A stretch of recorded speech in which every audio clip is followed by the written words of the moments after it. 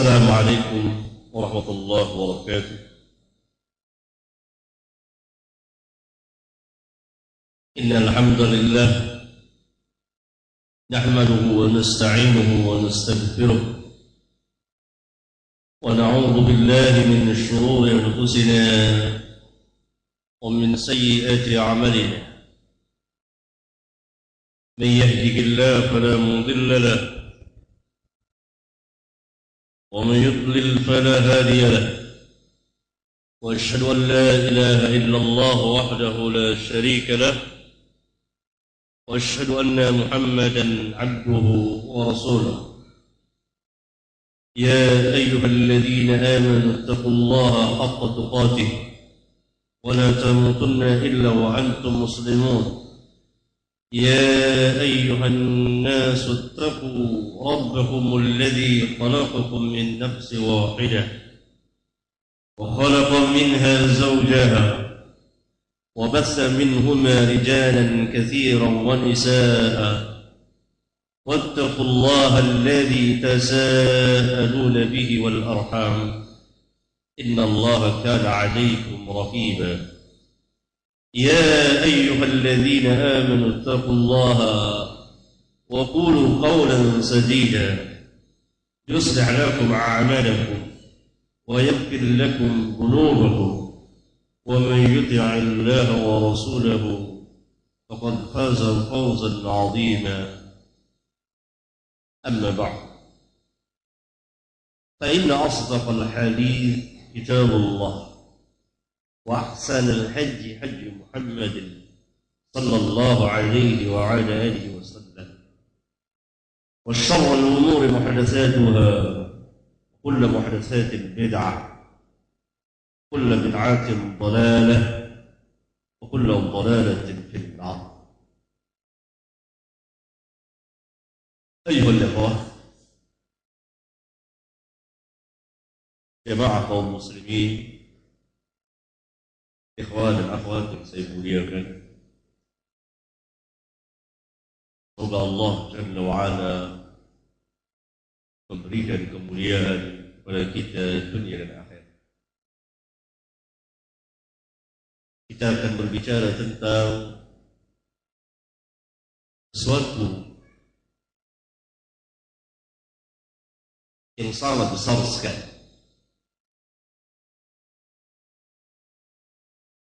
Berbicara tentang manusia menjadi pilihan Allah Azza wa Jalla untuk mendampingi, menemani Rasulnya yang mulia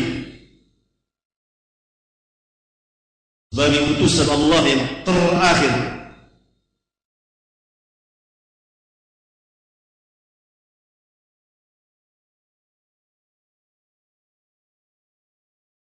Ini merupakan pembicaraan yang sangat besar sekali. Berbicara tentang manusia, generasi yang telah dipuji dan dimuliakan oleh Rabbul Alamin di dalam kitab yang mulia.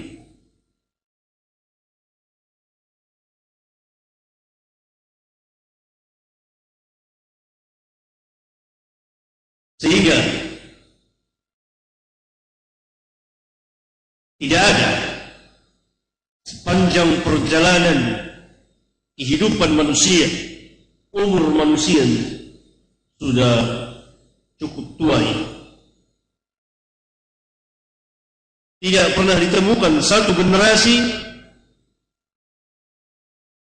yang seperti generasi sahabat-sahabat Rasulullah sallallahu alaihi wasallam.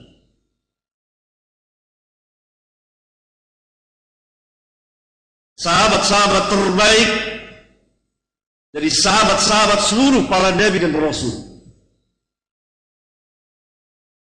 Setiap nabi dan rasul mempunyai sahabat.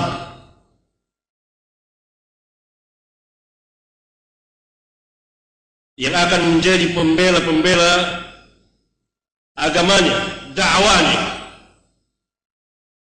Maka sahabat-sahabat Rasulullah sallallahu alaihi wasallam adalah yang terbaik di antara mereka.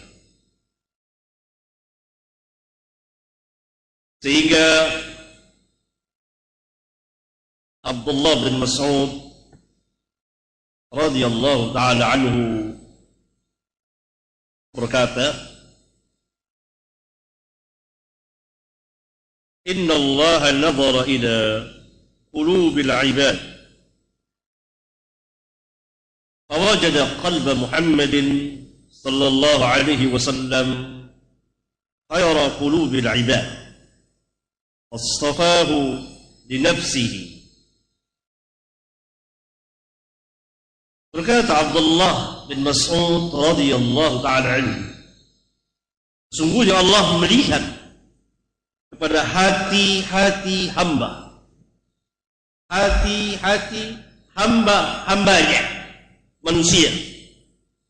Maka Allah dapati hati Muhammad sallallahu alaihi wasallam khayra qulubil ibad, sebaik-baik hati seorang hamba. Fastafahu li nafsihi, lalu Allah memilihnya untuk dirinya. Jadi dia angkat, Allah angkat menjadi Rasulnya, dan dia utus untuk seluruh umat manusia. Fabta'athahu birisalatihi. Lalu Allah mengutusnya dengan membawa risalahnya. Allah mengutus Rasulullah SAW yang memiliki hati yang terbaik, yang paling baik dari seluruh manusia. Maka Allah pilih dan Allah angkat menjadi Rasulnya.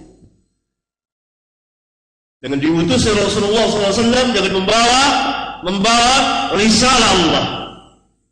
Thumma nazara fi qulubil ibad. Kemudian Allah melihat ke hati-hati hamba, ini hamba-hamba Allah, manusia. Ba'da qalbi Muhammadin sallallahu alaihi wasallam, sesudah melihat hati Muhammad, fawajada quluba ashabihi khayra qulubil ibad. Maka Allah dapati hati-hati para sahabat adalah sebaik-baik hati manusia. Fawajada quluba ashabihi khayra qulubil ibad faj'alahum wuzara'a nabiyhi.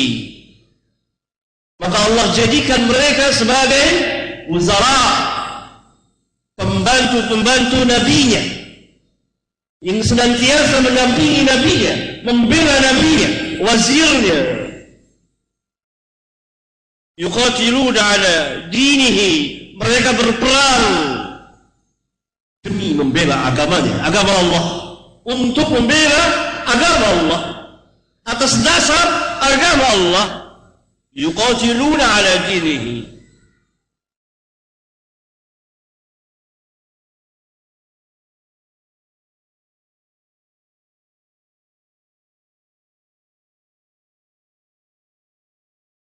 Asar dari Abdullah bin Mas'ud ini telah diriwayatkan oleh Imam Ahmad di antaranya dan lain-lain, dan telah dinyatakan sah oleh sebagian ulama ahli hadis.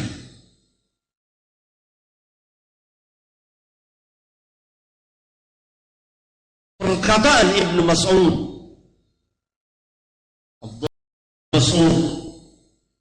yang dia sendiri sebagai seorang sahabat,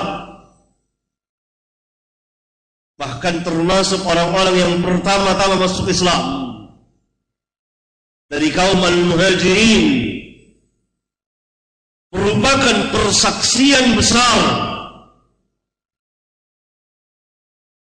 atas ketinggian, keutamaan, kemuliaan, kehormatan para sahabat seluruhnya radhiyallahu anhum.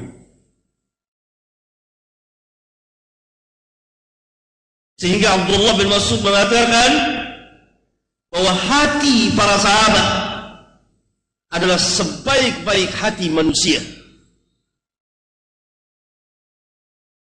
Maka Allah telah memilih mereka, faja'alahum wuzara'a nabiyhi.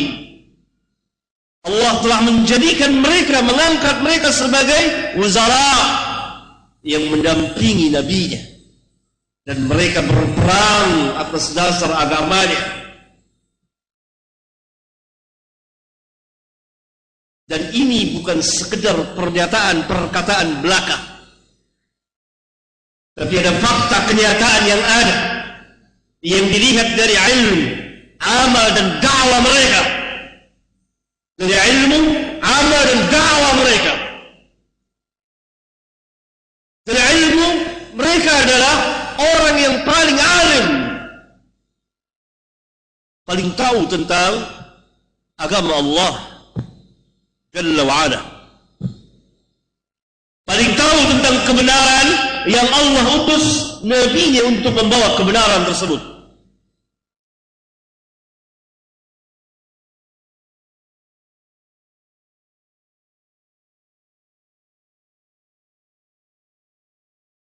Ini secara ilmu. Sehingga Allah Subhanahu wa taala katakan mereka utul ilm. Orang-orang yang diberi, orang-orang yang diberi ilmu, orang-orang yang berilmu. Nanti akan saya bacakan.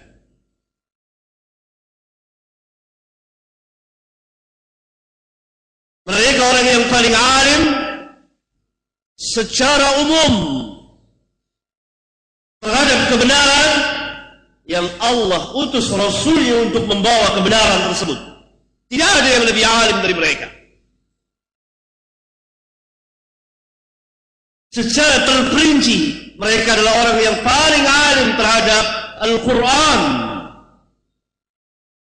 Karena itu kita tidak boleh berpaling dari tafsir mereka. Mereka adalah orang yang paling alim, tahu tentang Rasulullah SAW, hadis-hadis beliau. Mereka orang yang paling alim tentang sunnah Rasulullah SAW. Walhasil mereka adalah orang-orang yang berilmu.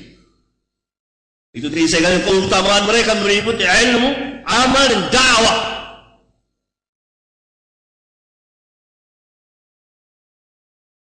Amal, mereka berilmu, beramal. Berilmu, beramal. Perjalanan mereka menyalahi perjalanan dua golongan yang dimurkai oleh Allah dan yang sesat. Perjalanan mereka perjalanan ilmiah dan amaliyah, perjalanan ilmu dan amal. Karena itu benarlah apa yang ditafsirkan oleh sebagian ulama tentang ihdinas siratal mustaqim, siratal ladzina an'amta 'alaihim. Dia adalah Rasulullah sallallahu alaihi wasallam bersama Abu Bakar dan Umar.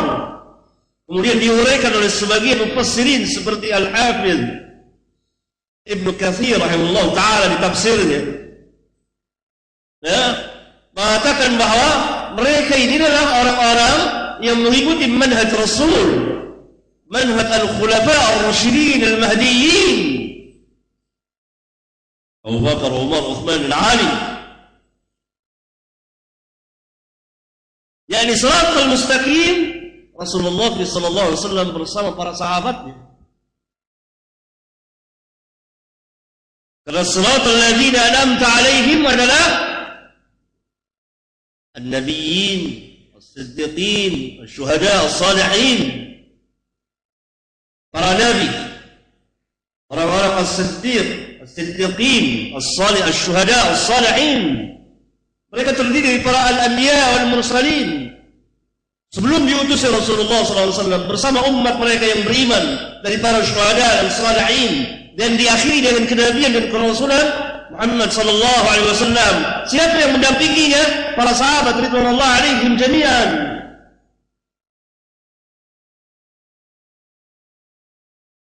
Yang sesudah dari ghairil maghdubi alaihim waladdallin, al-maghdub al-yahud, ad-dallin an-nasara.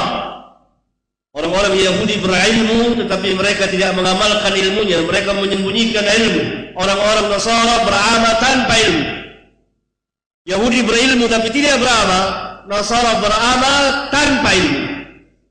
Para sahabat adalah berilmu dan beramal.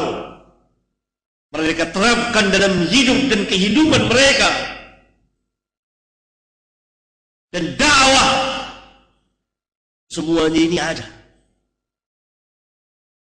Karena itu Nabi yang mulia sallallahu alaihi wasallam mengatakan kepada kita dalam hadis yang derajatnya mutawatir dari jamaah para sahabat yang diriwayatkan oleh begitu banyak imam, Bukhari, Muslim dan lain-lain. Khairun nas qarni. Nabi katakan sallallahu alaihi wasallam, khairun nas, sebaik-baik manusia. Karena itu Abdullah bin Mas'ud tadi mengatakan bahwa hati para sahabat adalah sebaik-baik hati manusia, yang terbaik ketika itu. Faja'alahum, maka Allah angkat mereka, jadikan mereka pendamping nabinya yang mendampingi Rasulullah SAW sampai akhir hayat beliau. Muhammadur Rasulullah walladzina ma'ahu. Muhammad itu utusan Allah dan orang-orang yang menyertainya, ma'ahu asyidda wal kuffar ruhama'u bainahum. Siapa mereka? Walladzina ma'ahu, siapa mereka kalau bukan para sahabat radhiyallahu anhum. Khairun nas, sebaik-baik manusia. Qarni, yang hidup di zamanku. Dalam riwayat yang lain dikatakan khairul ummati, sebaik-baik umatku. Dalam riwayat yang lain dikatakan khairu hadhil ummah, sebaik-baik umat ini. Dalam riwayat yang lain dikatakan khairukum, sebaik-baik kamu. Orang yang hidup sesudahku, orang yang hidup di zaman, orang yang hidup pada kurunku. Di mana aku hidup? Para sahabat. Kemudian yang sesudahnya, kemudian yang sudah. Ma'ruf hadis. Rasulullah SAW perintahkan para sahabat untuk berdakwah. Balighu anni walau ayat. Pada siapa pertama kali Rasulullah SAW memerintahkan ini kalau bukan kepada para sahabat? Balighu anni walau ayat. Sampaikan dariku meskipun sayap. Yang menunjukkan bahwa para sahabat orang-orang kepercayaan Rasulullah SAW untuk menyampaikan dakwah beliau. Sehingga beliau sallallahu alaihi wasallam pernah bersabda, liyuballigh asy-syahidu minkumul ghaib. Hendaklah orang yang hadir di antara kamu menyampaikan kepada yang tidak hadir. Hendaklah orang yang hadir di antara kamu di sini siapa? Para sahabat, menyampaikan kepada yang tidak hadir. Pertama orang yang diperintah oleh Rasulullah SAW untuk mendakwakan agama Allah setelah beliau adalah para sahabat ridwanullah alaihim jami'an, yang menunjukkan bahwa mereka berilmu, mereka beramal, mereka alim. Cara beragama mereka telah diridhoi oleh Allah dan Rasul. Karena itu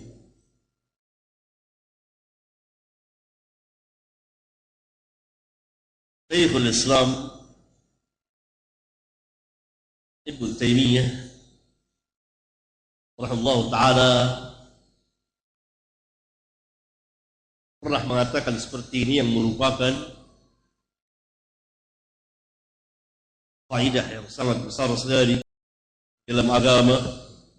Apa kata beliau? Man adala an madahib as-sahabah wat tabi'in wa tafsirihim ila ma yukhalifu dhalik kana mukhti'an fi dhalika bal mubtadi'an. Orang siapa yang berpaling, menyelisih, menyimpang, mengambil arah yang lain dari madhab para sahabat dan tabi'in, Dimaksud mazhab di sini adalah sikap dan cara beragama mereka yang benar secara ilmu, amal dan dakwah.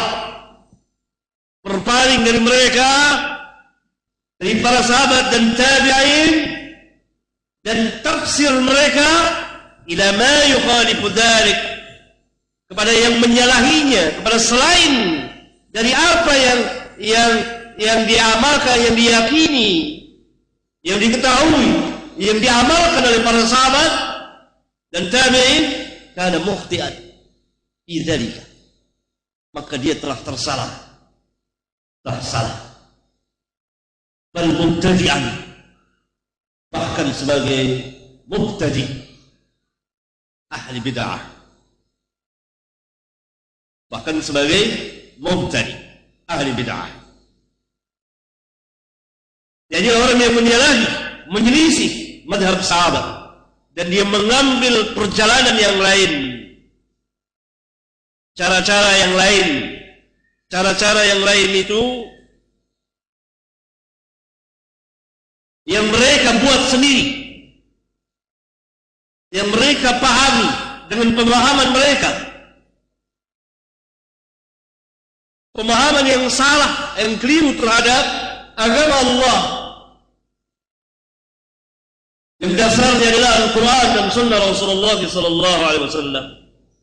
Ila ma yukhalifu dzalik, kana mukhti'an bal mubtadi', maka dia adalah orang yang salah, bahkan seorang mubtadi'. Yani sepakat ijma' para tabi'in, kemudian yang sesudah mereka, dan terus tidak boleh kita menyalahi perjalanan para sahabat, cara beragama mereka, mazhab mereka, tafsir mereka kepada yang menyalahinya, sama sekali tidak boleh, karena mereka adalah manusia yang telah dipilih oleh Allah untuk mendampingi Rasulullah SAW, belajar dari beliau, dan diperintah oleh Rasulullah SAW untuk menyampaikan dakwah beliau kepada manusia. Liyuballighi syahidu minkumul ghaib, hendaklah orang yang hadir di antara kamu menyampaikan kepada yang tidak hadir. Ballighu anni walau ayat, sampaikan dariku meskipun seayat saja.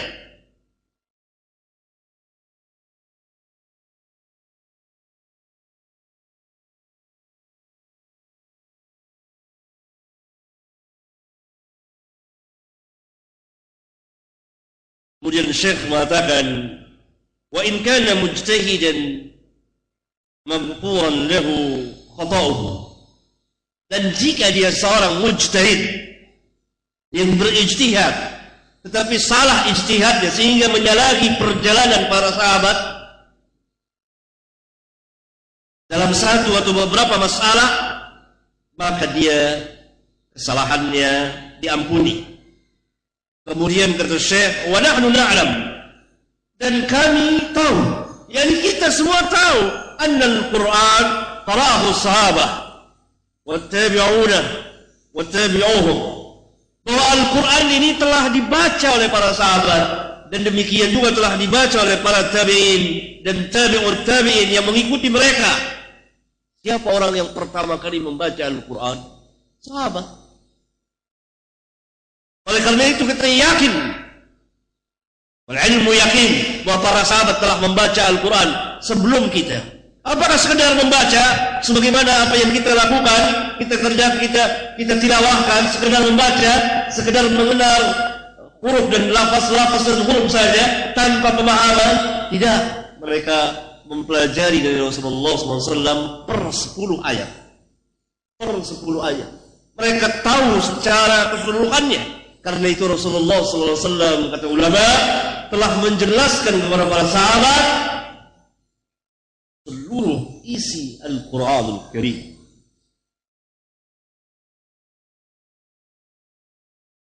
Demikian juga para sahabat membacakan kepada para tabi'in, dan tabi'in membacakan kepada orang-orang yang mengikuti mereka dari tabi'un tabi'in. وأنهم كانوا أعلموا بتفسيره ومعانيه كما أنهم أعلموا بالحق الذي بعث الله به رسوله. Dan sesungguhnya mereka adalah orang yang paling tahu, paling alim tentang tafsir Al-Quran dan makna-maknanya, sebagaimana mereka lebih tahu tentang kebenaran yang Allah telah utus Rasulnya untuk membawa kebenaran tersebut. Sehingga seseorang tidak boleh menyimpang menyelisih mereka.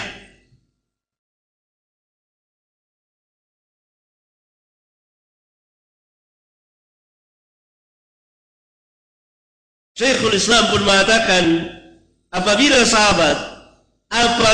para sahabat dan para tabi'in bersama para imam telah sepakat di dalam menafsirkan sesuatu ayat, kemudian datang satu kaum yang menafsirkan ayat tersebut dengan tafsir yang lain, disebabkan madhab yang mereka yakini, dan madhab tersebut bukanlah madhab sahabat dan tabi'in, maka mereka telah bersekutu dengan Mu'tazilah dan yang selain mereka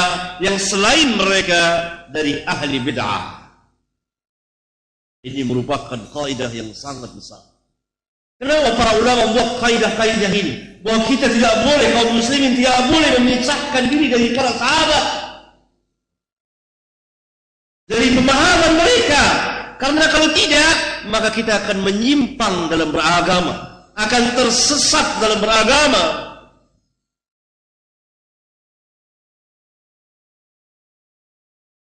Sehingga apabila para sahabat dan tabi'in bersama para imam telah sepakat dalam menafsirkan sesuatu ayat, kemudian datang satu kaum menafsirkan yang berbeda dengan tafsir sahabat, maka dia telah mengikuti Mu'tazilah.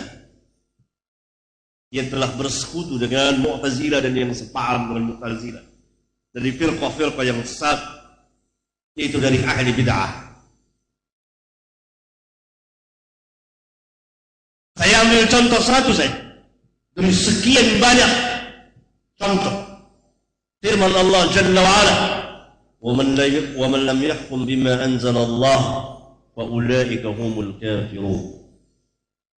Barang siapa yang tidak berhukum dengan apa yang Allah turunkan, dengan Al-Quran, dengan hukum Allah, maka mereka itulah orang-orang yang kafir.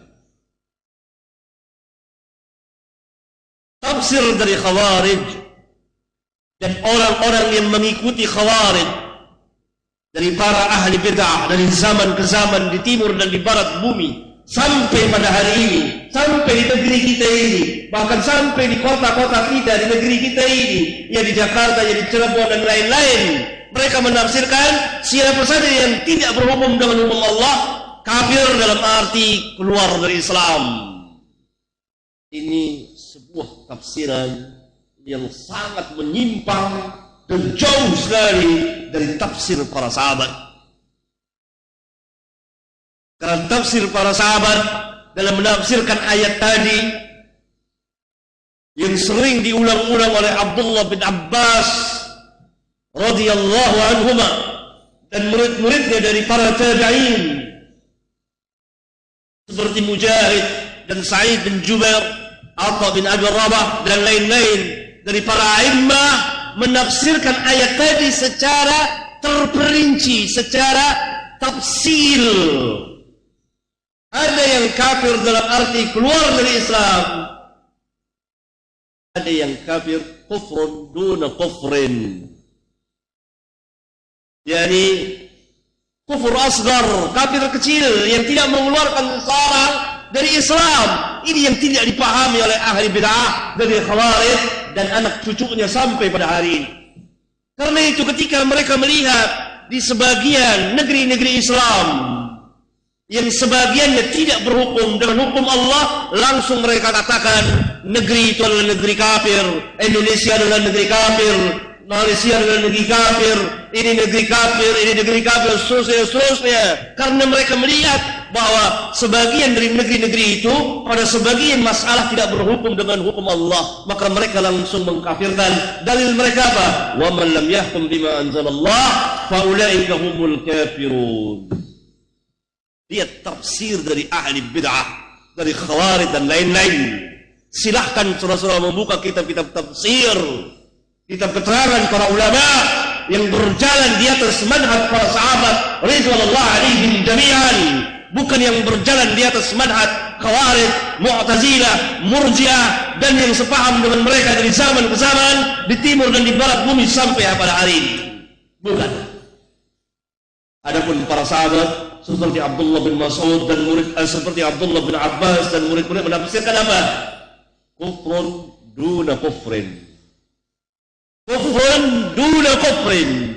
Dan Al-Imam Al-Bukhari Amirul Mu'minin fil hadis di kitab sahihnya di bagian Kitabul Iman memberikan bab kufrun duna kufrin, yakni tidak semua yang dikatakan oleh syari' pembuat syariat kufur dia keluar dari Islam. Tidak, ada kafir yang keluar dari Islam kufur akbar, ada yang tidak mengeluarkan seseorang dari Islam kufur asghar. Apabila dia menolak hukum Allah, dia membenci hukum Allah, dia mengatakan bahwa boleh berhukum dengan hukum Allah, boleh juga dengan ini, seimbang, sama, tidak ada perbedaan, bahkan mungkin melebihkan hukum manusia dari hukum Allah, yakni yang intinya dia menghalalkan dengan hatinya, berhukum dengan hukum selain dari hukum Allah, maka dia keluar dari Islam. Apabila tidak dan dia mengakui bahwa ini hukum Allah dan wajib bagi manusia berhukum dengan hukum Allah, tetapi karena hawanya, hawa nafsunya, atau karena sebab-sebab yang lain, walhal dia mengakui dan dia tidak menghalalkan berhukum dengan hukum selain dari hukum Allah, maka dia tidak keluar dari Islam. Dia tidak keluar dari Islam. Sama seperti orang yang berzina. Karena itu Khawarij mengatakan orang yang berzina dia tidak berhukum dengan hukum Allah, maka dia keluar dari Islam. Orang yang berzina dosa. Kalau dia menghalalkan zina, maka dia keluar dari Islam. Tapi kalau dia tidak menghalalkan zina, maka dia tidak keluar dari Islam, walaupun dia telah mengerjakan dosa yang besar. Ini pemahaman yang dari Khawarij dan orang-orang yang mengikuti mazhabnya dari zaman ke zaman sampai pada hari ini. Karena itu mereka mengatakan ini negeri kufur. Orang-orang yang sangat bodoh. Kalau dikatakan Indonesia ini negeri kafir, apakah negeri ini yang dikatakan? Tidak, tentu orangnya.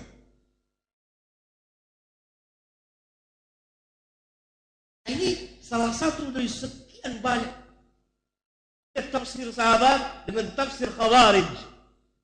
Karena itu benarlah apa yang dikatakan oleh Syekhul Islam tadi. Barang siapa yang berpaling dari mazhab sahabat dan tafsir mereka, maka dia telah melakukan kesalahan, bal mubtadi'.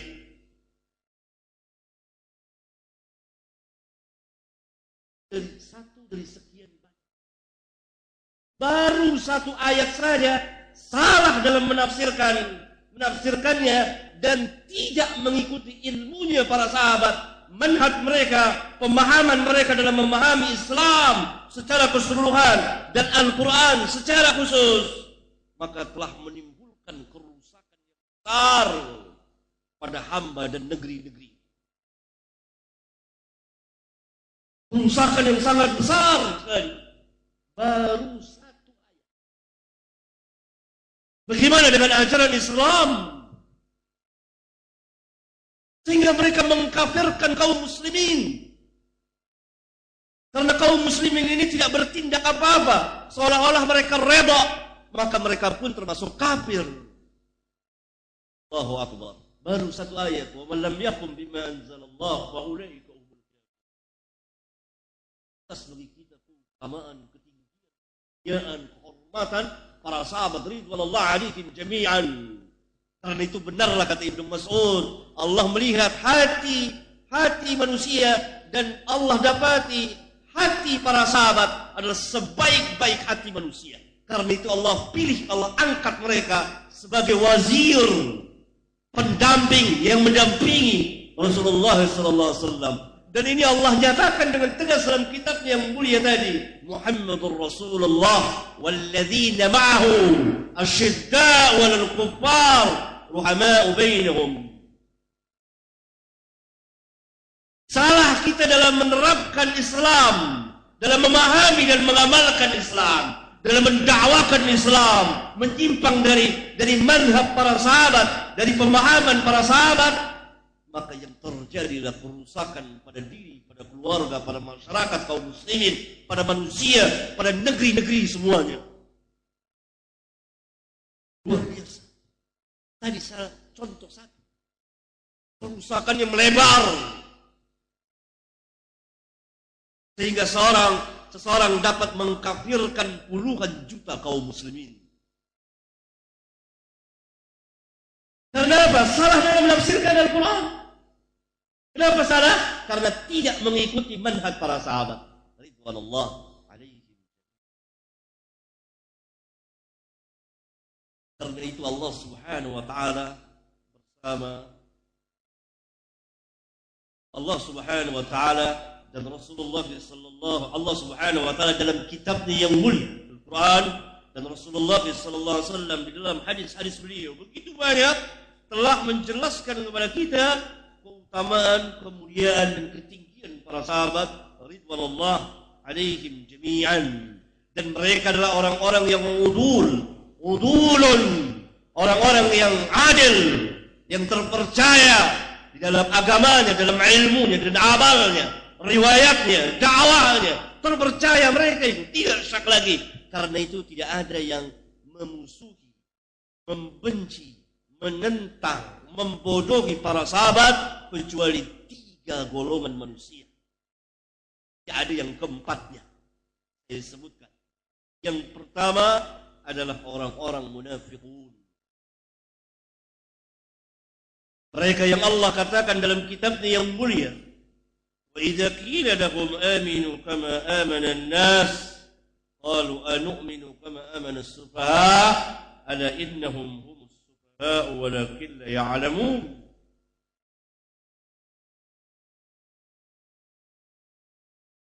Dan apabila dikatakan kepada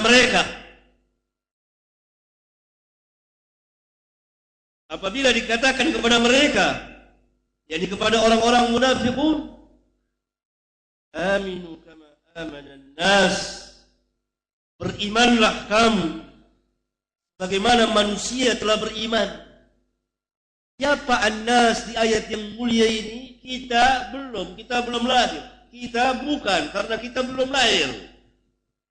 An-nas di sini adalah para sahabat, yang orang-orang yang pertama beriman pada Allah dan Rasulnya dan hari akhir. Lalu maka orang-orang munafikun mengatakan, anu'minu kama amana as-sufaha, apakah kita akan beriman sebagaimana orang-orang yang bodoh itu telah beriman? As-sufaha bentuk jamak dari safih. Safih artinya diterangkan oleh para mufassirin yang sebelumnya oleh ahli bahasa, dia adalah orang-orang yang dhaif, yang lemah akalnya, yang tidak mengetahui dan tidak bisa menempatkan mana yang mudarat, mana yang maslahat dan mana yang mudarat. Orang yang idiot, terjemahan bebasnya bodoh, tapi tafsir yang perinciannya orang dhaif akalnya, ra'yunya, daya pikiran itu lemah sekali, sehingga dia tidak tahu mana yang maslahat, mana yang baik dan mana yang buruk, mana yang maslahat dan mana yang mudarat.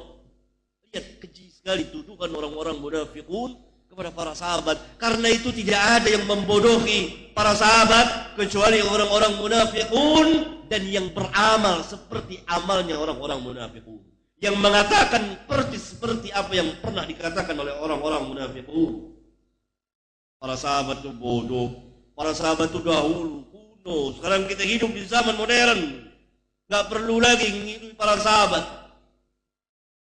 Mereka telah mengikuti perjalanan orang-orang munafikun. Orang-orang munafikun dahulu di Madinah mengatakan para sahabat, maka Allah mengadakan pembelaan kepada para sahabat. Ala innahum humus sufaha walakin la ya'lamun. Ketahuilah, ini huruf tanbih, pemberitahuan. Ingat dan ketahuilah oleh kalian semua. Sesungguhnya mereka lah penekanan di sini. Sesungguhnya mereka lah yang sebenar-benarnya as-sufaha. Orang-orang yang sufaha, yang bodoh. Akan tetapi mereka tidak tahu bahwa mereka itu bodoh. Golongan yang kedua adalah orang-orang kafirin yang sangat membenci para sahabat. Keberadaan para sahabat membuat mereka marah sampai pada hari ini. Yang ditakuti oleh orang-orang kafirin adalah apabila kaum muslimin, orang-orang kafirin dari ahlul kitab dan musyrikin secara keseluruhan, apabila kaum muslimin mengikuti perjalanan para sahabat ridwanullah alaihim jami'an, mengambil ilmu dari mereka, berpegang dengan Al-Quran dan Sunnah sesuai dengan pemahaman mereka, mengikuti akidah mereka, keimanan mereka. Allah perintahkan, berimanlah sebagaimana para sahabat telah beriman. Demikian juga dengan amal dan dakwah. Itu yang sangat ditakuti. Adapun kalau kita berteriak, bersemangat, bermodalkan semangat saja dan keberanian yang semu terhadap orang-orang kafirin dari ahlul kitab dan kaum musyrikin, tetapi kita jauh dari manhaj para sahabat, maka tidak membuat mereka gentar dan tidak membuat kita semakin berani dan semakin mulia. Bahkan semakin jauh kita dari Islam. Perhatikan firman Allah Jalla wa'ala di akhir surat Al-Fath. Muhammadur Rasulullah walladzina ma'ahu wasyidda'u 'alal kuffar ruhama'u bainahum tarahum ruk'an sujjadan yabtaguna fadlan min Allah wa ridwana, dan seterusnya sampai pada ayat yang mulia liyaghidha bihimul kuffar. Allah Subhanahu wa taala jelaskan tentang Rasulullah SAW, perjalanan beliau dan ketegasan dari Allah bahwa beliau adalah seorang Rasul, utusan Allah, dan yang mendampingi beliau adalah para sahabat ridwanullah alaihim jami'an. Mereka tumbuh sedikit demi sedikit, mereka beribadah kepada Allah, rukuk dan sujud dan seterusnya. Maka keberadaan mereka itu membuat murka, membuat marah orang-orang kufar. Liyaghidha bihimul kuffar. Maka berdasarkan ayat yang mulia ini, Imam Malik mengeluarkan hukum, tidak ada yang marah kepada orang-orang, kepada para sahabat kecuali orang-orang kufar. Maka barang siapa yang marah kepada para sahabat, membenci para sahabat, murka kepada para sahabat, maka dia kafir berdasarkan ayat yang mulia. Golongan yang kedua yang sangat membenci para sahabat. Sampai pada hari ini ketika sahabat wujudnya, jisimnya, jasadnya tidak ada, apa yang mereka benci? Manhajnya, perjalanannya. Jangan sampai kaum muslimin mengikuti perjalanan para sahabat. Dan ini yang sangat ditakuti oleh orang-orang Yahudi. Saudara ingat ketika Nabi SAW bersabda kepada para sahabat, kamu akan memerangi orang-orang Yahudi sampai Yahudi bersembunyi di balik sebuah batu atau pohon, maka pohon dan batu itu akan berkata, hai Muslim, ini Yahudi di balikku, bunuhlah dia. Kecuali pohon Gorbat, kecuali pohon Gorbat, pohon Yahudi. Ini hadis sahih dikeluarkan Bukhari, Muslim dan lain-lain. Yang menarik perhatian kita adalah Nabi yang mulia sallallahu alaihi wasallam mengatakan, kamu akan memerangi orang-orang Yahudi sampai Yahudi bersembunyi di balik sebuah pohon, di balik sebuah batu. Dan batu dan pohon itu berbicara kepada kamu, hai Muslim, ini Yahudi, bunuhlah dia. Terjadikah di zaman sahabat? Jawabnya tidak terjadi. Sahabat memerangi Yahudi. Yahudi kalah. Hancur. Porak-poranda. Yang terakhir adalah terjadi perang Khaybar yang besar. Nabi yang mulia sallallahu alaihi wasallam bersama para sahabat memerangi orang-orang Yahudi. Nanti akan terjadi. Tapi kenapa Nabi sallallahu alaihi wasallam mengatakan kamu? Para ulama menafsirkan, di antaranya Al-Hafidz Ibnu Hajar di kitabnya Fathul Bari mengatakan bahwa agama orang yang akan memerangi orang Yahudi agamanya sama dengan agama para sahabat. Tentunya yang dimaksud agamanya di sini adalah cara beragamanya, karena ma'ruf semuanya adalah kaum muslimin. Yang membedakan adalah cara atau sikap beragama. Orang yang akan datang, yang akan memerangi orang-orang Yahudi, sampai orang-orang Yahudi itu lari tunggang langgang dan bersembunyi di balik sebuah pohon dan batu, yang mazhabnya, yang manhajnya, cara beragamanya sama dengan cara beragama para sahabat ridwanullah alaihim jami'an. Ini yang sangat-sangat ditakuti oleh orang-orang Yahudi. Tapi apabila kita berteriak saja, semangat saja, berani saja, tanpa ilmu, ya di pemahaman yang benar dari para sahabat, maka orang-orang Yahudi tidak takut. Tanyakan kepada Yahudi sendiri. Golongan ketiga yang membenci para sahabat adalah orang-orang Rafidhah, Syiah, dan orang-orang yang mengikuti orang-orang Syiah dari zaman ke zaman sampai pada hari ini. Tidak ada yang lebih membenci para sahabat dari orang-orang Syiah. Sehingga di kitab-kitab mereka dikatakan, Allahu Akbar. Kalau bukan untuk menjelaskan kedustaan mereka, saya tidak berani membawakannya. Dikatakan bahwa Abu Bakar dan Umar disiksa di neraka lebih keras dari iblis. Itu termaktub di kitab mereka. Ada. Baik dalam bahasa Arab maupun dalam bahasa Parsi. Yang kemudian dibongkar oleh para ulama kita, dijelaskan kepada kita, sehingga kita bisa membacanya.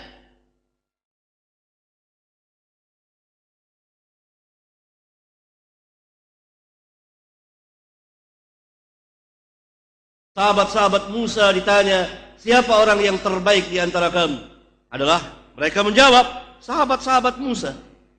Demikian juga dengan Isa. Yang terbaik adalah Al-Hawariyun. Tetapi ketika Syiah ditanya, siapa orang yang terburuk di dalam umatmu? Maka Syiah menjawab, orang yang paling jelek, paling buruk adalah sahabat-sahabat Muhammad sallallahu alaihi wasallam.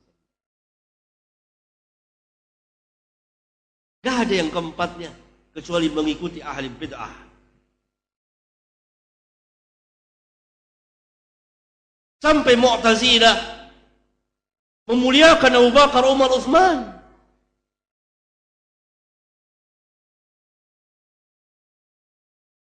Tetapi saudara perlu mengetahui bahwa tidak satu pun kelompok firqah yang ada dalam Islam, melainkan dia ada sesuatu terhadap para sahabat. Walaupun terhadap sebagian sahabat. Adapun Syiah terhadap seluruh para sahabat, kecuali beberapa orang para sahabat yang bisa dihitung dengan jari. Ini adalah penghinaan besar-besaran terhadap Rasulullah sallallahu alaihi wasallam, yang menunjukkan bahwa beliau tidak berhasil, dakwahnya tidak berhasil, karena yang beriman kepada beliau hanya beberapa gelintir orang. Setelah beliau wafat, murtad semuanya, dari Abu Bakar terus sampai kepada Abu Hurairah dan lain-lain. Seluruh para sahabat kecuali Ali, Hasan, Husain, Salman, Abu Dzar, Miqdad, Fatimah, beberapa orang yang bisa dihitung dengan jari.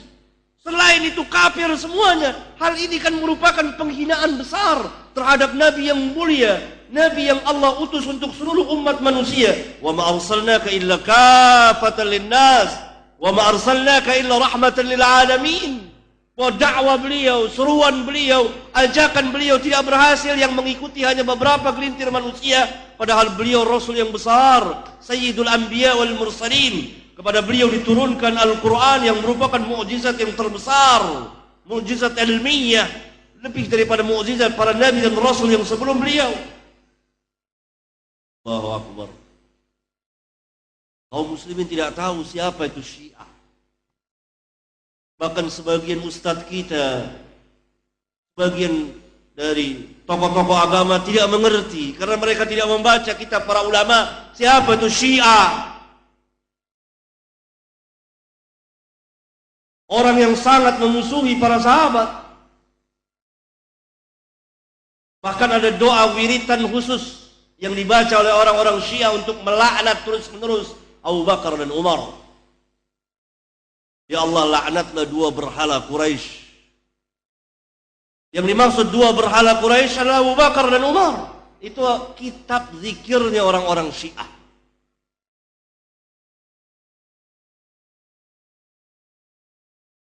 Bahkan sebagian tokoh mereka mengatakan dengan tegas, Abu Bakar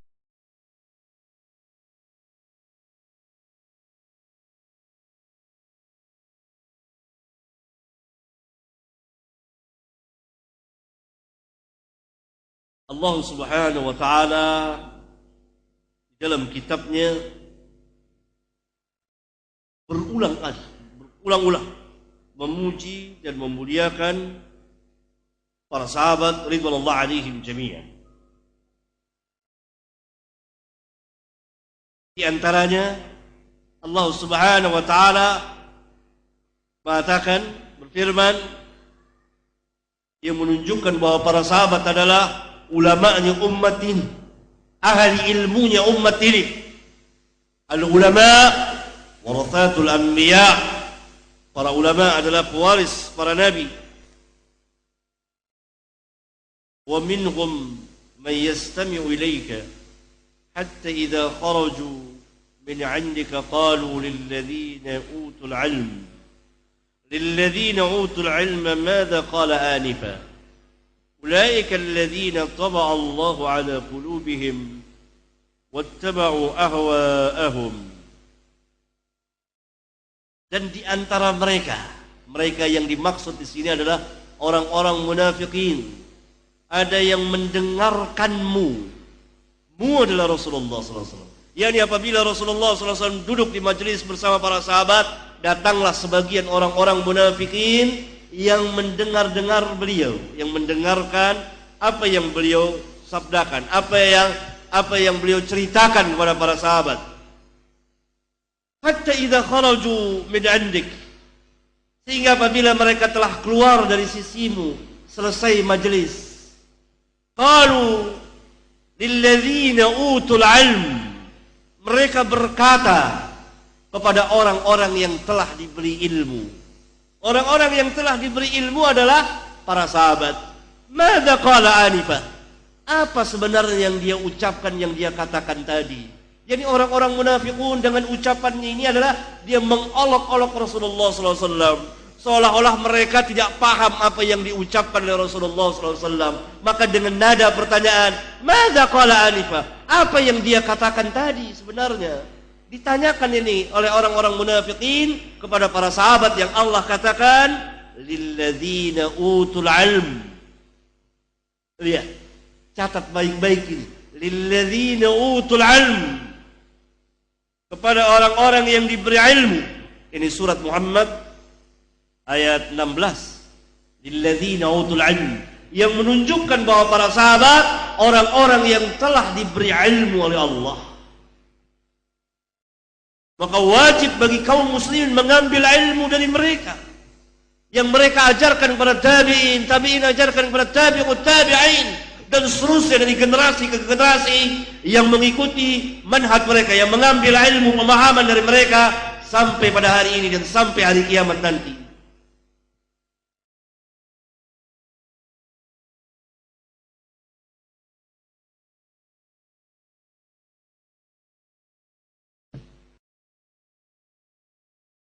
Syahidnya adalah lilladzina utul ilm, Para sahabat adalah orang-orang yang telah diberi ilmu. Siapa yang memberikan ilmu kepada mereka? Allah.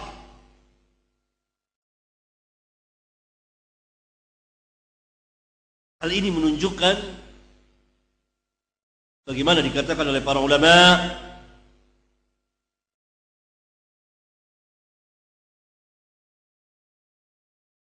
bahwa para sahabat radhiyallahu anhum mereka telah memiliki ilmu syar'iyyah. Mereka adalah orang-orang yang paling alim terhadap agama Allah, al-Islam, yang secara khusus dibawa oleh Rasulullah sallallahu alaihi wasallam, didakwakan oleh beliau.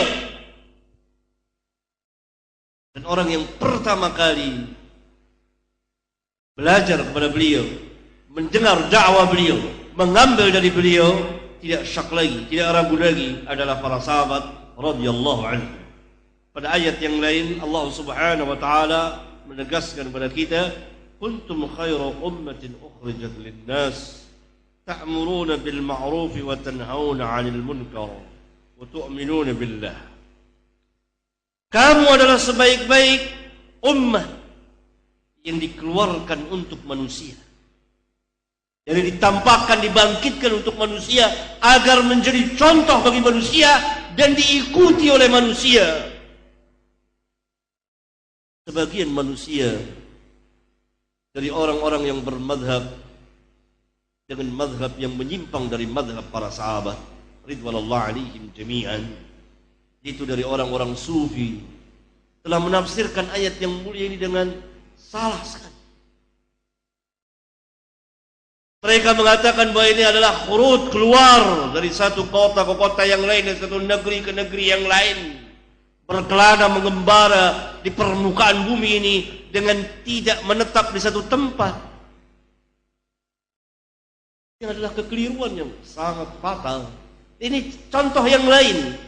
Bagaimana apabila kalau kita salah dalam menafsirkan, kalau kita tidak mengikuti tafsir para sahabat, maka akan terjadi kesalahan yang fatal sekali. Akan terjadi kesalahan yang besar, yang melebar, yang menimbulkan kekacauan di permukaan bumi ini. Kekacauan apa? Kekacauan di dalam beragama. Padahal ini yang dimaksud adalah para sahabat ridwanullah alaihim jami'an, yang Allah bangkitkan, Allah keluarkan di tengah-tengah manusia agar dilihat oleh manusia, diambil dari mereka, agar manusia mengambil dari mereka. Ukhrijat linnas ta'muruna bil ma'ruf wa tanhauna 'anil munkar wa tu'minuna billah. Siapa yang pertama kali memerintahkan yang ma'ruf, mencegah yang munkar dan beriman kepada Allah? Jawabnya adalah para sahabat. Jika saudara bertanya, apakah kaum muslimin yang lain tidak masuk ke dalam ayat yang mulia ini? Tidakkah seluruh kaum muslimin adalah kuntum khairu ummatin ukhrijat linnas? Ya, apabila mereka masuk Islam, mengikuti dakwah, beramal, berilmu, beramal dakwah sesuai dengan perjalanan para sahabat ridwanullah alaihim jami'an. Karena khitab pembicaraan pertama Allah tujukan kepada para sahabat, kuntum khairu ummatin ukhrijat linnas. Tum di sini para sahabat. Dan seluruh kaum muslimin masuk ke sana apabila mengikuti kamu yang pertama, yaitu para sahabat radhiyallahu taala anhum.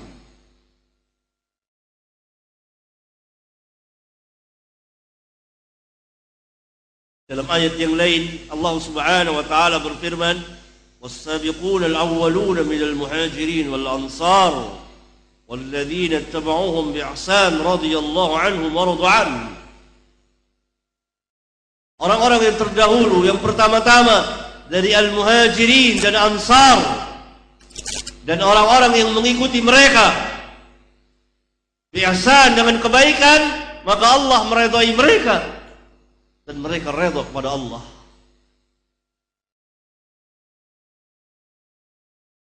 Yang menjadi syahid dalam ayat yang mulia ini, jadi dalil, jadi hujjah akan keutamaan, kemuliaan para sahabat serta manhaj perjalanan kehidupan mereka. Cara beragama mereka adalah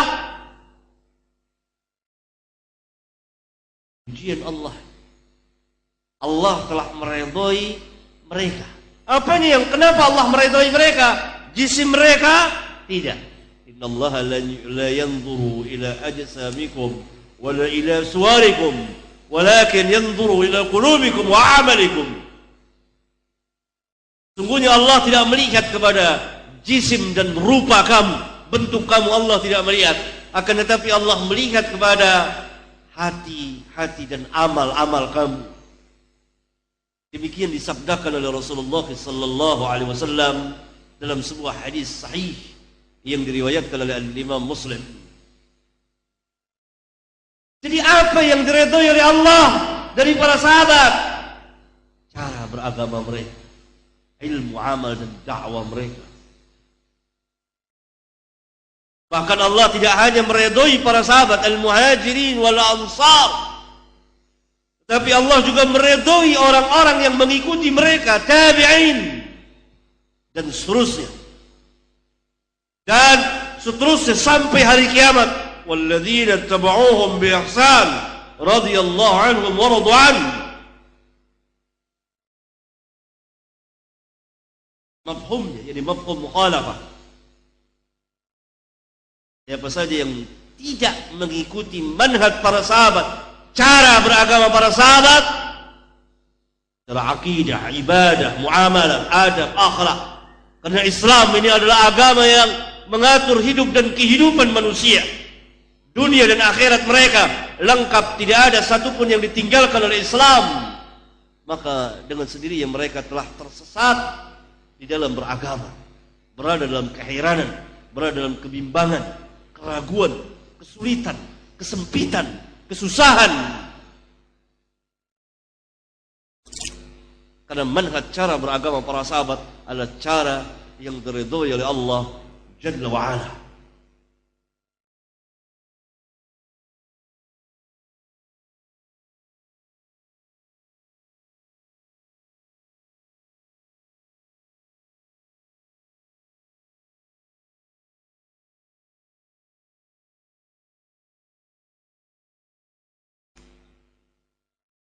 Ayuhal ikhwah, saya akan memberikan salah satu contoh dari manhaj para sahabat ridwanullah alaihim jami'an.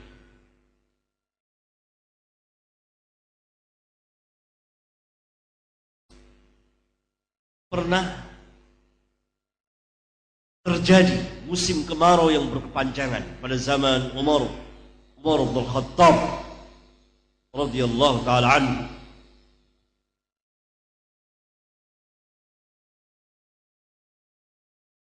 Kemudian Umar bin Khattab meminta paman Nabi Abbas bin Abdul Muttalib untuk berdoa kepada Allah agar Allah menurunkan hujan. Umar mengatakan, ya Allah, dahulu kami bertawassul dengan Nabimu. Lihat kalimat dahulu. Yani ketika Nabimu masih hidup, kami bertawassul. Jadi meminta kepada Nabi SAW agar Nabi berdoa kepadamu, kepada Allah, agar Allah menurunkan hujan. Sekarang, yakni ketika Rasulullah SAW telah wafat, kami bertawassul dengan paman Nabimu. Tidak ada seorang pun dari sahabat, dari mulai Umar bin Khattab sampai yang terakhir, yang mendatangi kubur Nabi yang mulia sallallahu alaihi wasallam, kubur termulia di dunia.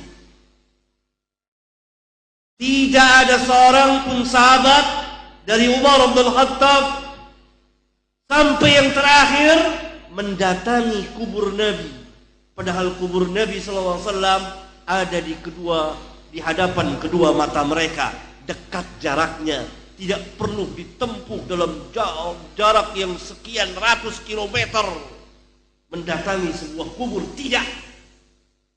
Salah satu sikap dan cara beragama yang luar biasa. Akidahnya lihat. Gak ada yang meminta-minta kepada kuburan, mendatangi kubur-kubur tertentu seperti sebagian kaum muslimin yang menyimpang perjalanannya dari perjalanan para sahabat. Lihat Umar bin Khattab. Tidakkah kita mau jadikan contoh Umar bin Khattab? Siapa yang akan kita contoh? Umar bin Khattab atau guru-guru kita? Atau masyarakat kita, atau kaum kita, atau yang jadi ikutan kita, tradisi kita, siapa? Jawabannya ada pada saudara. Pikirkanlah. Manhaj para sahabat, lihat. Mereka tidak mendatangi kubur Rasulullah SAW. Rasulullah SAW Sayyidul Anbiya wal Mursalin. Penghulunya sekalian para nabi dan rasul ada di hadapan kedua mata mereka. Hanya beberapa langkah saja mereka sampai ke kuburan Nabi dan mereka bisa bersimpuh di situ, bisa mengusap-usap kuburannya. Lalu mereka minta, ya Rasulullah, sekarang ini kami lagi ditimpa musim kemarau yang berkepanjangan. Mintalah kepada Allah agar Allah turunkan hujan. Begitu? Tidak. Kalla, thumma kalla. Tidak, dan tidak sekali-kali, tidak pernah para sahabat mendatangi kubur Rasulullah SAW untuk meminta-minta kepada Allah dengan perantara beliau, apalagi langsung meminta kepada beliau. Tidak, padahal mereka mengalami masa-masa yang sangat sulit sekali. Diuji oleh Allah di antaranya musim kemarau yang berkepanjangan. Kemudian Umar bin Khattab mengatakan dengan lantang di hadapan para sahabat, ya Allah, dahulu kami bertawassul dengan nabimu, sekarang kami bertawassul dengan paman nabimu, Abbas bin Abdul Muttalib. Lalu Umar merintahkan Abbas berdoa, memohon kepada Allah, Allahumma aghithna, Allahumma aghithna ya Rabb, tuh ya Allah turunkan hujan, turunkan hujan. Kata Anas bin Malik yang meriwayatkan hadis yang mulia ini, turunlah hujan. Silahkan baca hadisnya di beberapa kitab. Hadis di antaranya di kitab Sahih Bukhari, di bagian kitab Al-Istisqa. Luar biasa. Bandingkan dengan kita, entah berapa ratus, berapa ribu kubur yang dikatakan sebagai kubur-kubur orang-orang mulia. Siapa yang lebih mulia? Nabi yang mulia atau mereka? Semua kaum muslimin akan menjawab yang paling mulia adalah Nabi yang mulia sallallahu alaihi wasallam. Setelah Rasulullah SAW, siapa orang yang paling mulia? Seluruh kaum muslimin akan menjawab Abu Bakar As-Siddiq, As-Siddiqul Akbar. Setelah Abu Bakar siapa? Semua kaum muslimin kecuali Syiah akan menjawab Umar bin Al-Khattab. Setelah Umar siapa? Seluruh kaum muslimin akan menjawab kecuali Syiah, Rafidah, Utsman bin Affan. Setelah Utsman bin Affan, seluruh kaum muslimin akan menjawab kecuali Rafidah, Ali bin Abi Thalib. Kenapa saya mengecualikan Rafidah? Padahal Rafidah mengangkat Ali. Tidak demikian. Ali mereka angkat sederajat dengan Allah, yang Ali tidak mau.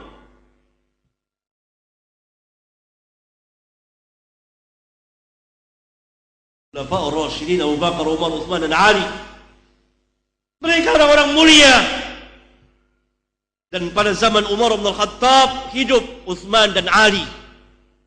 Ketika terjadi musim kemarau dan Umar berdoa di hadapan para sahabat, gak ada seorang pun mendatangi kubur Rasulullah SAW untuk meminta-minta kepada Allah.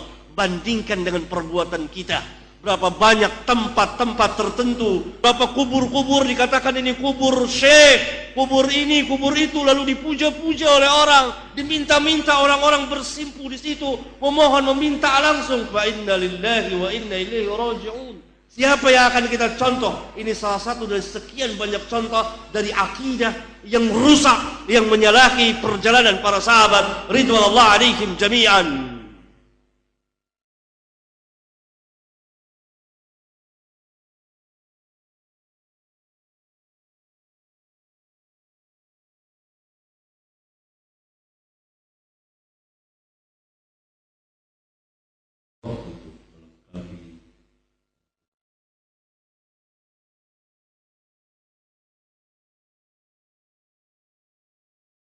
الله الرحمن الرحيم الحمد لله حمدا كثيرا طيبا مباركا فيه كما يحب ربنا ويرضى وصلى الله وسلم وبارك على النبي الرحمة وعلى آله وأصحابه ومن اتبعهم بإحسان إلى يوم الدين وبعد.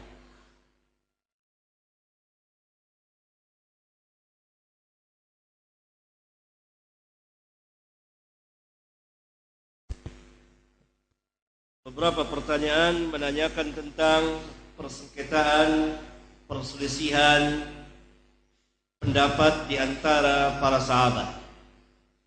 Hal ini adalah berjalan sesuai ijtihad mereka. Dalam manhaj dan akidah mereka bersatu. Pecah belah.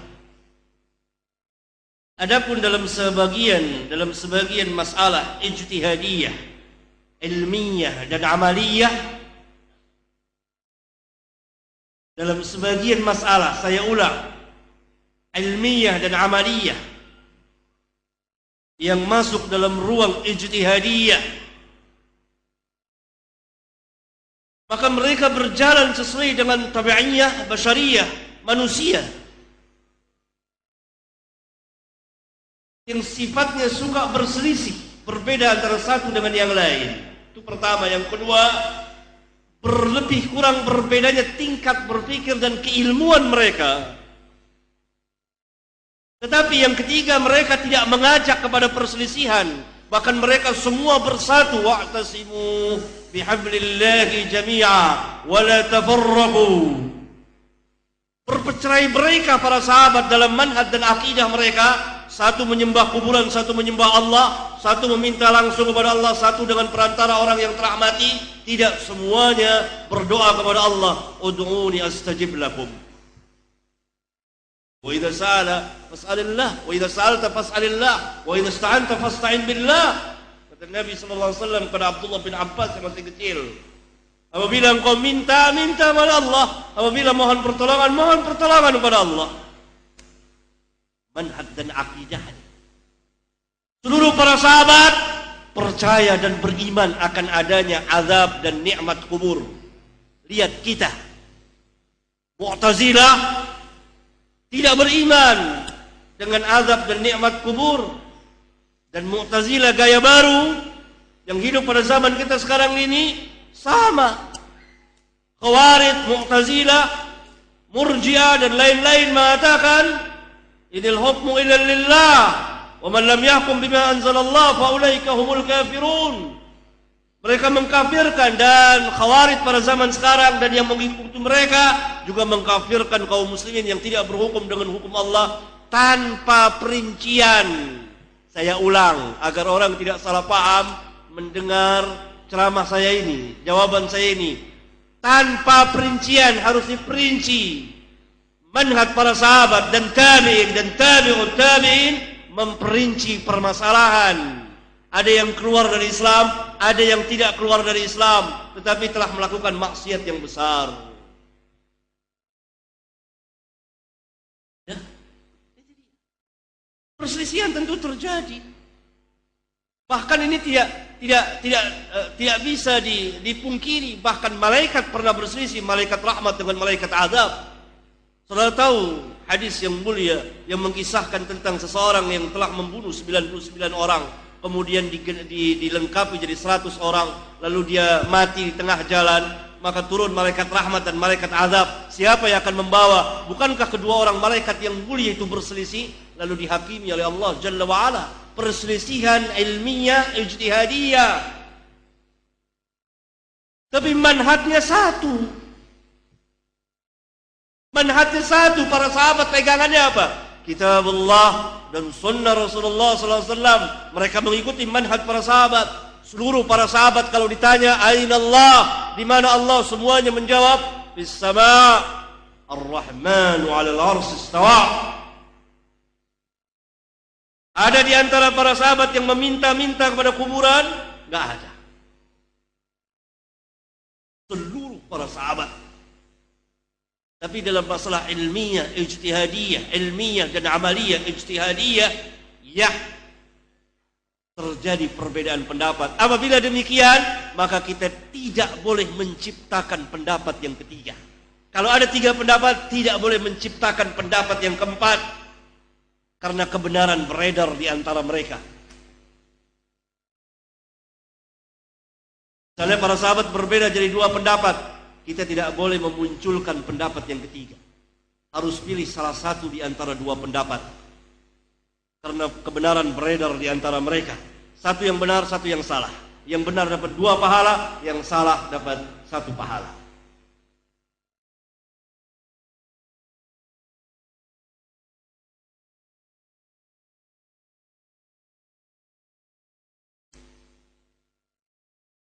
Siapa saja para sahabat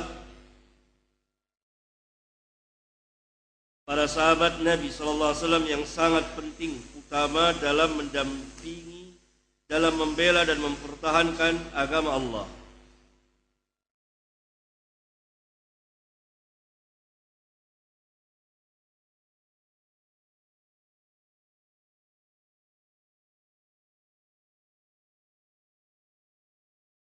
Dari satu sisi seluruh para sahabat memiliki keutamaan, kemuliaan.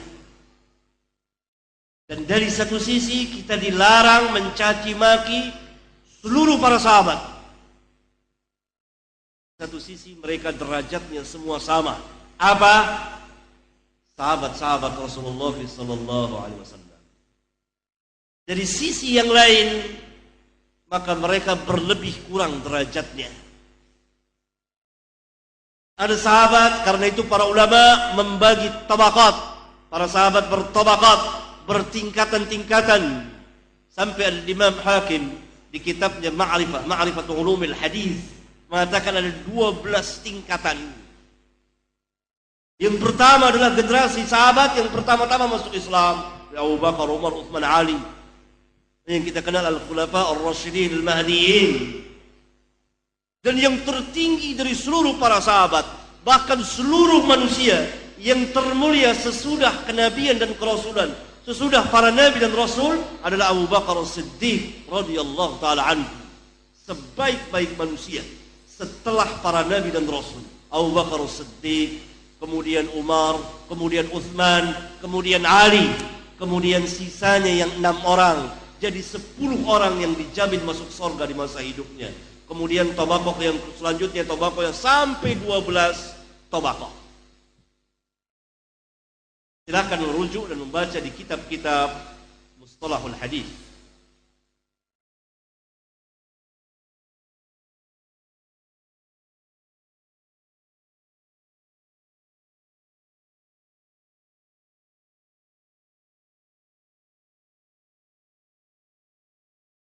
Pertanyaan selanjutnya, kitab apa yang mudah untuk dipelajari tentang para sahabat? Mempelajari tentang apanya? Kalau manhajnya, cara beragamanya, dan ini yang wajib bagi setiap muslim. Ya, berdosa bagi kita kalau kita tidak hafal nama-nama sahabat semuanya, bahkan sebagiannya, atau yang kita hafal hanya beberapa orang saja. Tidak berdosa seorang muslim, karena bukan itu yang dimau. Cara, sikap dan beragama sebagaimana Allah Subhanahu wa taala telah meridhai para sahabat radhiyallahu anhum wa radu anhu. Ini dapat kita pelajari dari kitab-kitab akidah yang dikarang oleh Ahlus Sunnah wal Jamaah. Kitab-kitab usuluddin.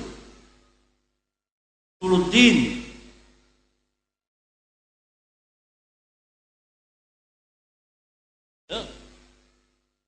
Para sahabat, para ulama telah memperinci, mewajibkan mengikuti manhaj para sahabat. Wajib bagi manusia, bagi kaum muslimin dan seluruh orang yang masuk Islam mengikuti cara beragamanya para sahabat radhiyallahu alaihim jami'an. Apabila kita ingin mempelajari riwayat hidup mereka, orang per orangnya, perjalanan kehidupan mereka, tanggal lahir, wafatnya, peperangannya, tempat tinggalnya, dan seterusnya, maka banyak sekali kitab-kitab yang telah dikarang oleh para ulama. Dan yang terbaik diantaranya adalah kitab Al-Bidayah wa Nihayah oleh Al-Hafidh Ibnu Katsir, atau secara khusus kitab Al-Isabah fi Tamyiz as-Sahabah. Kitab Al-Isabah dikarang oleh Al-Hafidh Ibnu Hajar, dan lain-lain kitab banyak sekali. Tapi yang wajib bagi kita, sekali lagi yang wajib bagi kita, yang harus kita curahkan perhatian ke sana adalah mempelajari manhaj cara beragama para sahabat. Tadi ada beberapa contohnya saya jelaskan.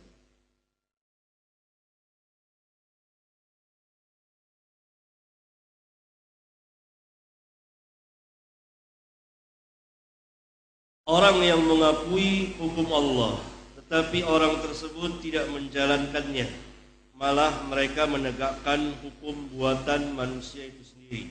Apakah telah keluar dari Islam atau tidak? Jawabnya tidak. Karena dia tidak menghalalkannya, tidak sarahatan menolaknya dengan mengatakannya. Bagaimana kita bisa menghukumi seseorang itu keluar dari Islam? Seperti orang yang menyuap riswah, berarti berhukum dengan bukan hukum Allah. Apakah kita kafirkan? Tidak, selama dia tidak menghalalkan riswah. Seperti orang yang berzina, yang meminum khamr, yang berjudi, yang mencuri, dia juga tidak mengikuti hukum Allah. Karena peraturan hukum Allah adalah jangan berzina, jangan mencuri, haram, yakni haram berzina, haram mencuri, berjudi, minum khamr, haram. Kemudian dia mengerjakannya. Berarti dia tidak berhukum dengan hukum Allah. Apakah langsung kita katakan kafir? Ini sempitnya pandangan orang.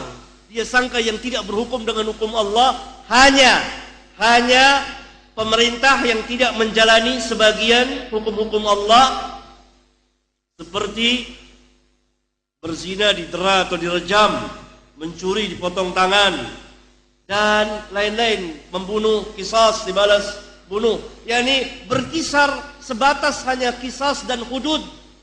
Ini bagian dari Islam, bagian dari hukum Allah, tidak secara keseluruhannya. Sekarang tanyakan kepada mereka, mereka menikah dengan cara apa?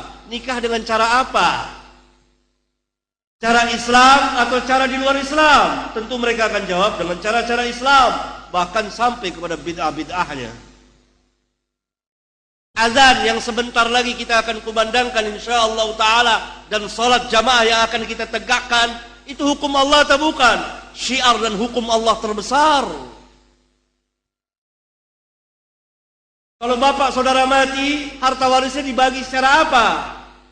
Tentu secara hukum Islam.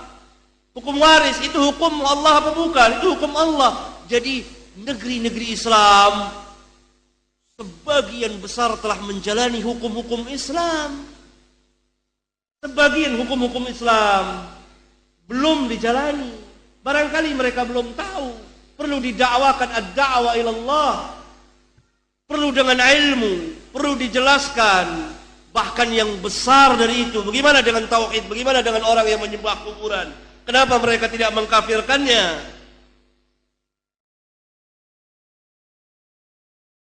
Ini salah paham, sempitnya pandangan. Karena apa? Karena manhajnya menyimpang mengikuti manhaj khawarij, manhaj mu'tazilah, manhaj murji'ah, dan seterusnya. Karena itu siapa saja yang tidak berhukum dengan hukum Allah, kafir. Kalau pemerintah mereka kafirkan, maka wajib juga mereka kafirkan setiap orang yang berzina, mencuri, minum khamar. Seperti Khawarij mengkafirkan orang yang berzina. Apa kata Khawarij? Karena dia tidak berhukum dengan hukum Allah. Hukum Allah menyatakan haram zina, haram mencuri, haram berjudi, haram minum khamar, haram ini, haram itu. Menurut para sahabat, tidak. Kalau dia menghalalkan zina, keluar dari Islam. setelah ditegakkan hujjah kepada dia bahwa zina itu haram. Setelah dia memiliki ilmunya dan dia tahu dijelaskan.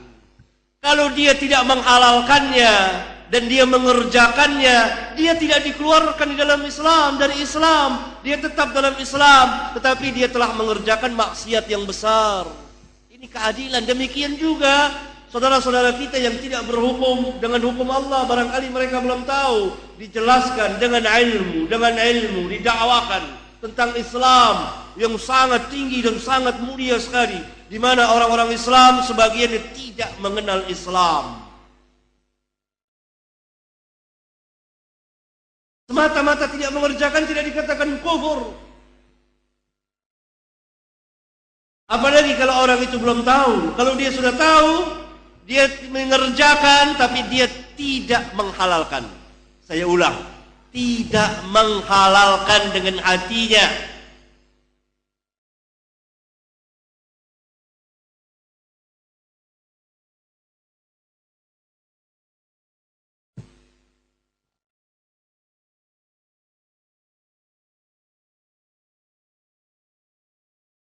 Pertanyaan selanjutnya, kalau para sahabat berbuat salah dimaafkan Allah, berarti para sahabat maksum? Tidak maksum, karena ini perkataan awalnya dengan akhirnya bertentangan. Kalau para sahabat berbuat salah, namanya salah, tidak maksum. Dimaafkan Allah, memberikan maghfirah, sebagaimana juga Allah memaafkan, memberikan maghfirah kepada manusia yang lain dari kaum muslimin. Tapi kepada para sahabat tentunya secara khusus, karena mereka memiliki keutamaan yang kita tidak memilikinya. Sehingga Rasulullah SAW pernah bersabda, "La tasubbu ashabi, la tasubbu ashabi." Jangan kamu mencaci maki para sahabatku.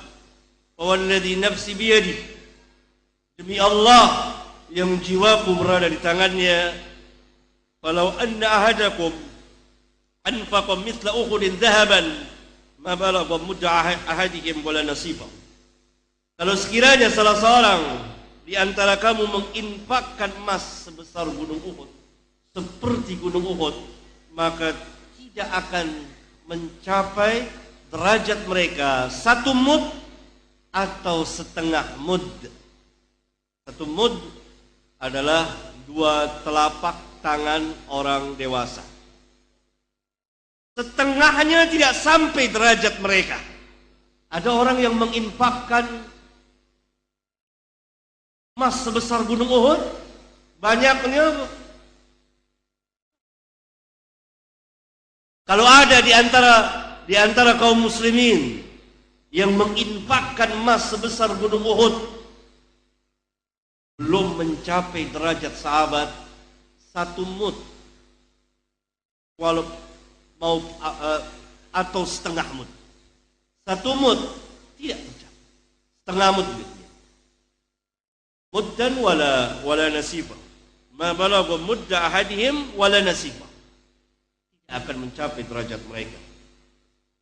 Tapi mereka manusia, tidak maksum, dapat salah. Tapi kebaikan mereka sangat besar sekali.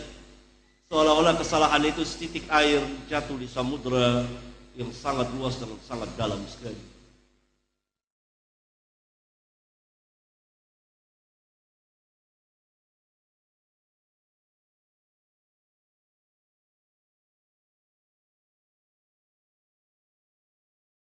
Mengapa berdoa di atas kuburan tidak boleh?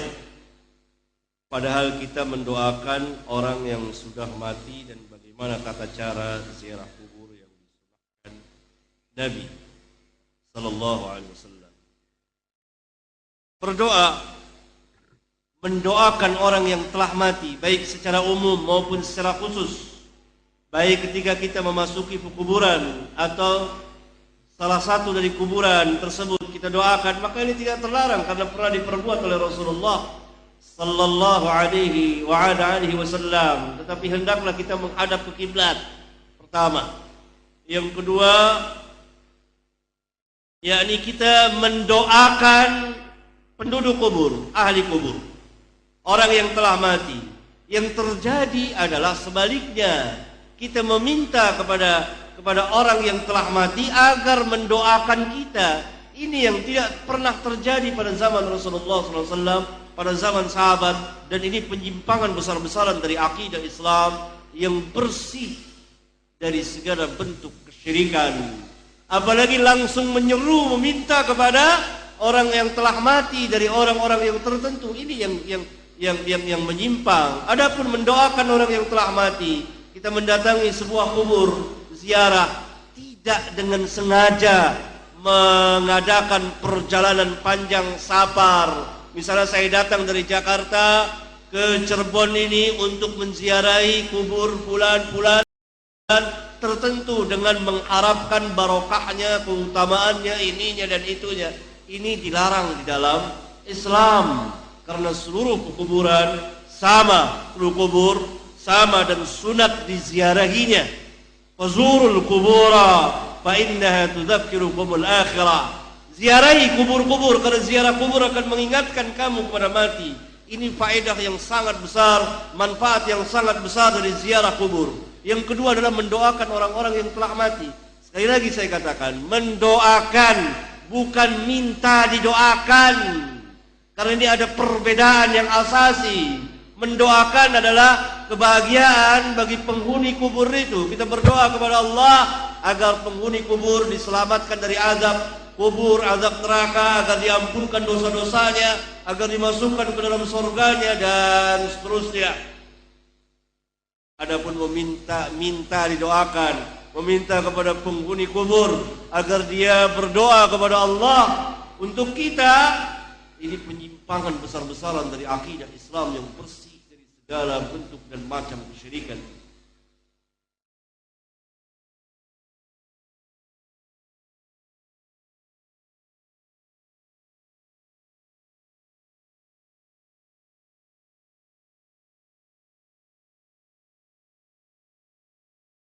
Pertanyaan barangkali ini yang terakhir karena waktunya sudah. Bagaimana cara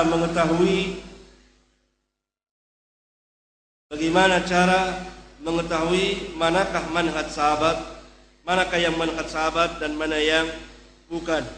Belajar kepada ulama ahlus sunnah, membaca buku-buku ahlus sunnah, belajar ilmiah berdasarkan Alkitab dan Sunnah menurut pemahaman para sahabat ridwanullah alaihim jami'an. Dan para sahabat itu untuk mengetahuinya ada beberapa qawaid ilmiah, beberapa kaidah ilmiah bahwa itu adalah manhaj para sahabat ridwanullah alaihim jami'an. Tetapi karena waktu yang tidak berikan jawaban ilmiah untuk melanjutkan jawaban ilmiah, barangkali lain waktu kita akan sambung lagi sampai di sini. Assalamualaikum warahmatullahi wabarakatuh.